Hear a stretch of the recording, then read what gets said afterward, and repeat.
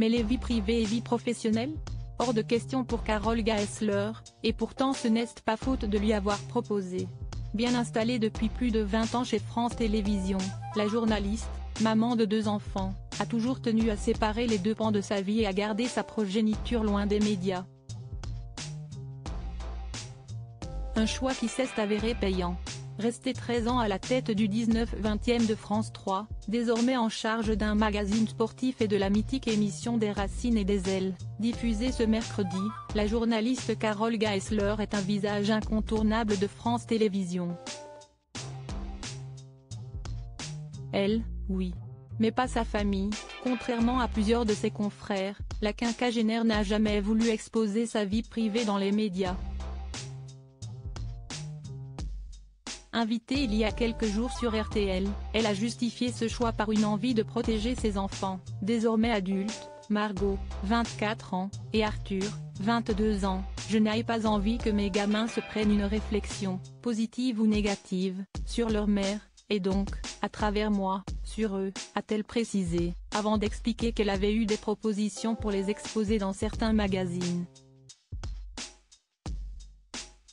Ça fait 20 ans qu'on me dit ça. J'ai toujours dit non. Vous imaginez si j'avais perturbé mes enfants avec ça?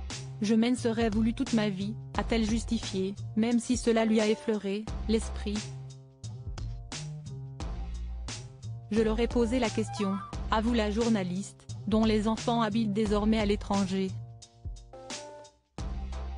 Pas différente de leur papa. Mais cela ne les empêche pas de tomber parfois sur le travail de leur maman. Ce qui a le don de l'énerver. Quand je rentre, si par malheur ils sont en train de regarder aux Jeux citoyens, je zappe. Je prends la télécommande. Je leur dis, est-ce que vous allez regarder dans les dossiers de papa dans son bureau? A en effet raconté la journaliste, mariée à un chef d'entreprise breton, à son confrère Éric Dussart avec humour. Il faut dire que ses enfants peuvent parfois être très durs avec elle. Et les empêcher de regarder lui permet de couper du travail. Quand je suis sortie du bureau, je ne veux plus en entendre parler, a-t-elle avoué, elle qui travaille beaucoup depuis plus de 20 ans.